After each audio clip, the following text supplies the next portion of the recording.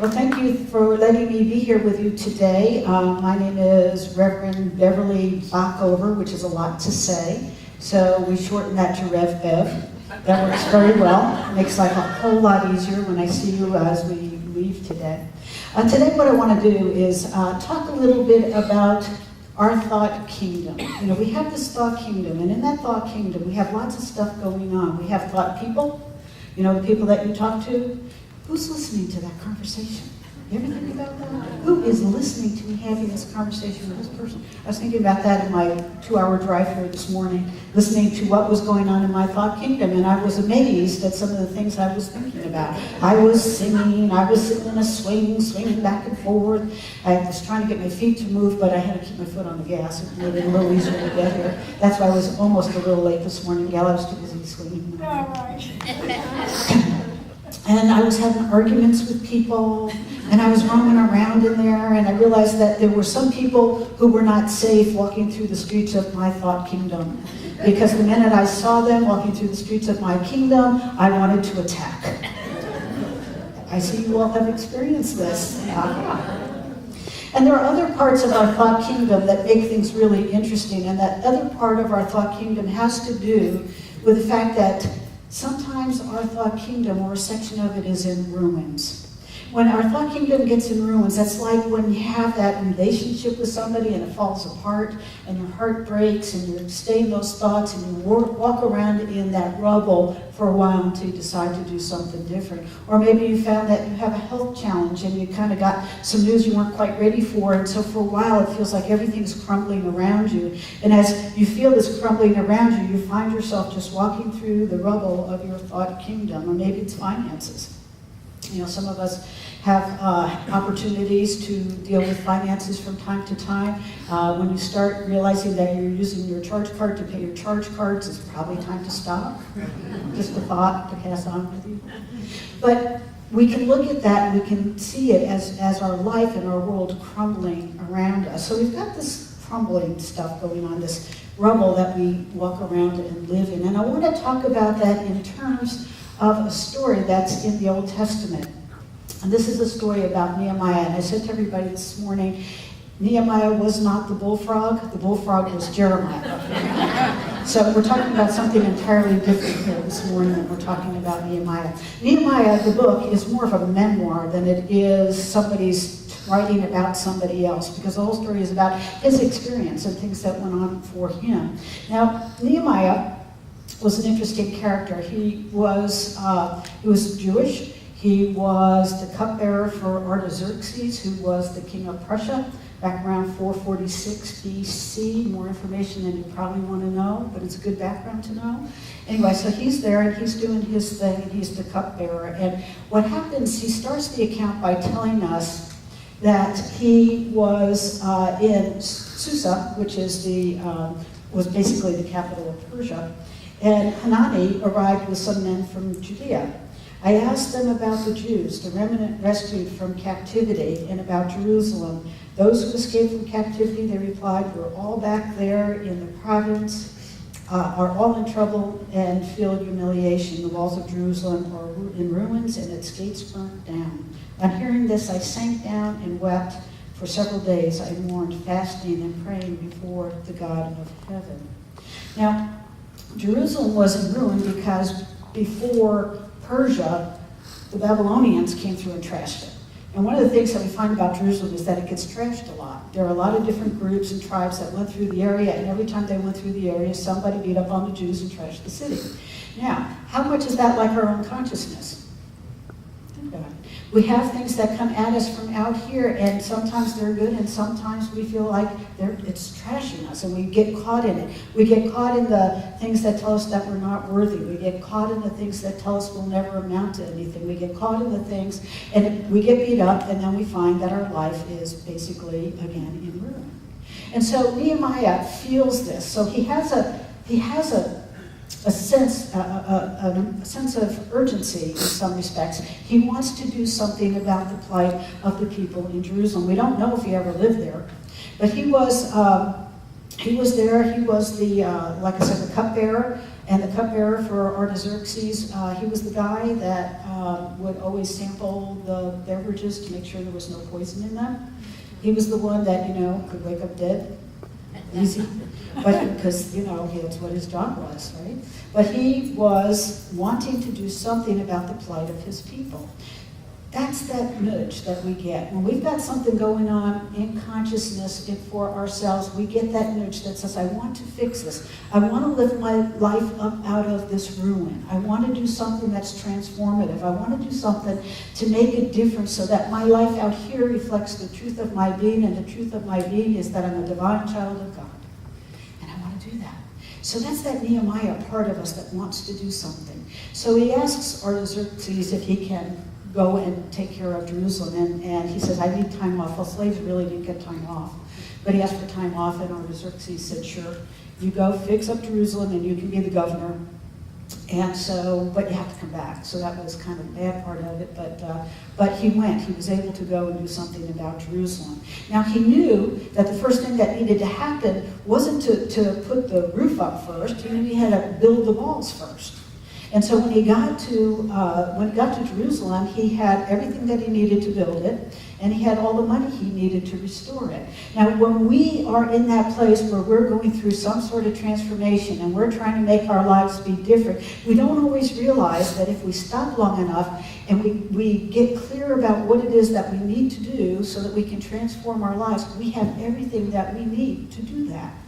We don't always see it, but he saw it. And there's a part of you and me that will see that transformative thing if we just reflect on it a little bit. And so he goes and he starts building first he talks to the people. He tried to find people that would help him. Now, I don't know about your thought kingdom, but my thought kingdom goes like this. When I'm in a place of ruins up here, and I say, okay guys, let's fix it. And there is part of my thoughts that say, I'm kind of comfortable being miserable. I don't think I'm up for changing today. And then there are the ones that say, hey, that's a really good idea. Go at it. Have fun. Not going to get any support there. And then there are those thoughts that I can rally around to help me do this activity, that can help me rebuild this particular aspect of my life that needs rebuilding, and it will be rebuilt from that place of God's presence and flowing out into my world. Well, Nehemiah found some of those folks. And so they started building the walls. Now, there's this other group of folks. These were the warlords who had been part of trashing Jerusalem. And they would go into Jerusalem and they would take the supplies and they would take the vegetables that were growing and they would beat up on the people some more. And they would do all this stuff because there were no walls. There was no boundary set. There was no place to live from. And so everybody just kept coming and going and beating up on everybody. And so here he is, and he's building the walls. Now, the group, the warlords, Sanballat was one of the ones that led them, and Tobiah, excuse me. And so they were doing things to try to undermine Nehemiah. Think about your own thoughts here for a minute. You've got warlords in your own brain. Every time you've ever said to yourself, I really want to go out and I want to do this and I want to accomplish this, and then one of the warlords that wants to keep you from being successful says, you won't ever make it. You won't ever be successful. Ever experienced that? You have that battle going on in your head, you're trying to accomplish and you're trying to be, and you just can't get past those thoughts. Well, for Nehemiah, this group of warlords kept sending stuff at him, trying to get him to stop, trying to undermine him. They sent in people to start wars. They sent in people to start gossiping so that they could undermine his power, because they knew that they needed to get rid of Nehemiah in order for this whole thing to stop and they could go back into having what they wanted. There's that part of us that says, I really am comfortable in my complacency and feeling bad for myself, and I've gotten used to living in the rubble. But there's that other part of us that is inspired by the divine light within each one of us that says, no, we have to do it different. So finally they realized that they couldn't get Nehemiah to stop building the wall.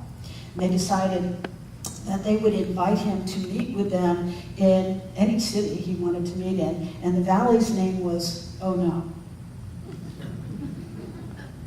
So Nehemiah gets a note from Sanballat and his group of folks, and he reads it, and he goes, oh no, I'm not going to do that, because they're going to kill me if I go down there. And so they sent another note, and this is how Nehemiah responded to these notes. There were 4 of them that were sent in total, and each time this is what he said. So I sent messengers back to them to say, I am engaged in a great work, and I cannot come down. And he went on and he said, the work would come to a halt if I left it to come down to you. I am doing a good work, and I will not come down. How powerful a statement is that? How powerful a thought is that when we recognize that we're in the process of rebuilding our world, when we're rebuilding our world so it reflects the divine with us. We have everything we need. We have everything to accomplish this goal. And we have all these things coming at us from outside that try to pull us off our task. And we can stand there in the midst of it and say, I am doing a good work and I will not come down, because if I come down, it will stop. How many times have you been rebuilding spiritually, whatever relationship or whatever financial, and you're doing it and you're working with it, and there's something out here that comes and tries to grab you away from what you're doing? If it's a relationship, that old relationship comes back. Ever had that experience? A few times, maybe. That relationship comes back, and we feel like we're being drawn back into that valley of, oh no, if I get myself into this again, what kind of trouble am I going to get myself into? Or if it's an addiction, if you have given up drinking, for example, and you're doing really well with it, and you're feeling really good about it, and you're building your spiritual life, and you feel very centered and happy and successful, and some of your drinking buddies come up and say, hey, let's go watch the football game and have a beer. There's part of you that might say, I probably could pull that off, because I've been really good for a long time. But then there's that part of you that needs to stand there and say, in the midst of trying to be drawn off your task, and saying, I am doing a good work, and I will not come down, because if I come down, this work will stop. You ever experienced that? In your own life, in your own world, where you get pulled out of the way? What about with your kids? When you look at your children, you look at them and say, I am doing a good work, and I will not come down. I will not deviate from what I'm doing here or what I'm saying here. I am gone. I have ascended because I am doing a good work, and I will not come down.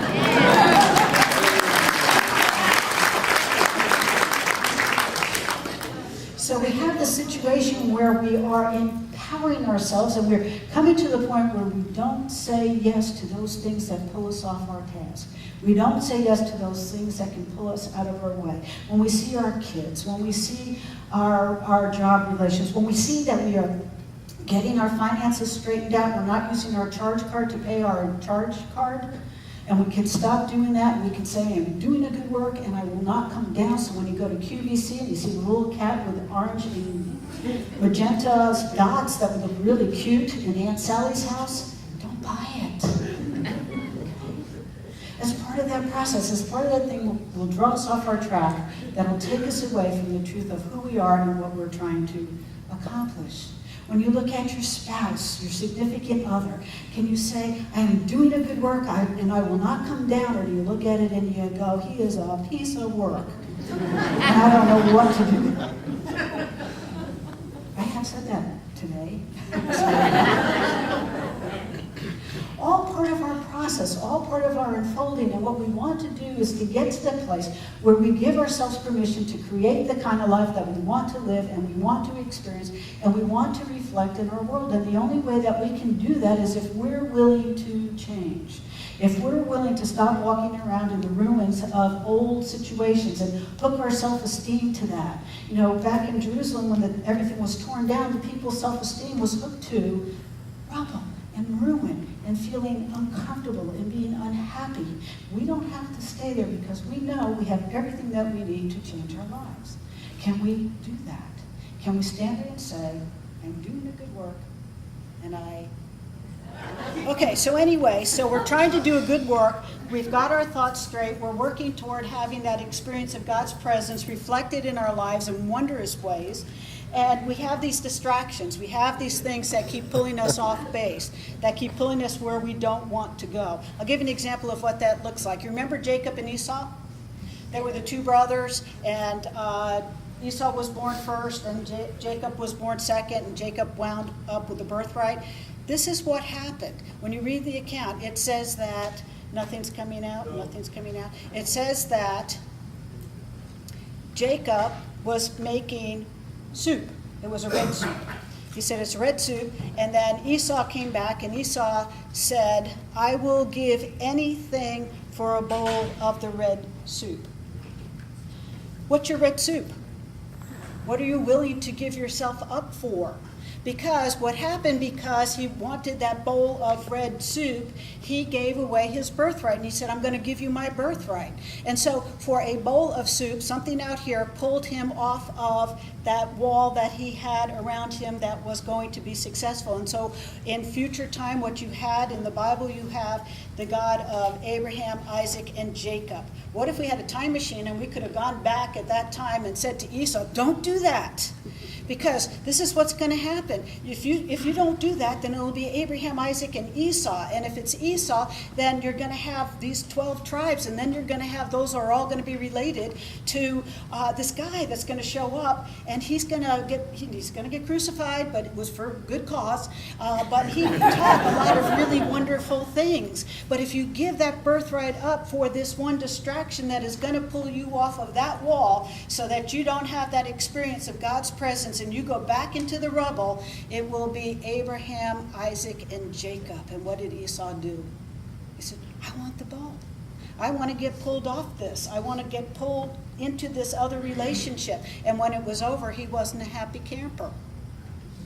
And so what's important for us to become aware of is that we have this relationship with God. We have this experience of God's presence. We have this opportunity to recreate our world every moment of every day. We have everything we need. And what we want to get to is where we get to the place where building the wall, creating that new life experience, having that new adventure, having that new place to be in our lives is much more important than the bowl of red soup that pulls us out of what we're doing and back into the world. Now, the interesting part about all of this is it goes on and it says in the account that the wall was finished within 52 days. That's a lot to build a whole wall around a city. It was finished in 52 days. When the enemies heard about it and all the surrounding nations had seen it, they were deeply impressed and acknowledged that this work had been accomplished by the power of God. Even the enemies realize that when we hold that line, when we connect with that presence and power that God is, it doesn't take long. When we see the vision, when we see what we want to do, when we start moving in the direction of transforming our lives, we are given everything that we need. We have everything that we could possibly use to make that change take place. And it won't take long when we're on that wall, when we're connected with Spirit, and we let that energy flow out into our world. And everything in our world will realize that it is the presence and the connection with the presence within us that does the work. One of Jesus' greatest teachings, Father within me that does the work. Are you willing in your life and in your world, whatever the ruin may be, whatever the rubble may be that you know you need to deal with? Everybody's got something. So what I want you to do just for a few minutes, I want you just to close your eyes and think about that something that you know needs to change. Think about that something that you know needs to be different, that you have ignored because it seemed too big. It's a pile of rubble. It was a lot of pain. There are a lot of feelings associated with it, whatever it is. And I want you to look at that pile of rubble, and I want you to see how you can rebuild that city, whether it's love, or whether it's opulence, or whether it's wholeness, or whether it's joy, or whatever it is. You have everything you need to rebuild it.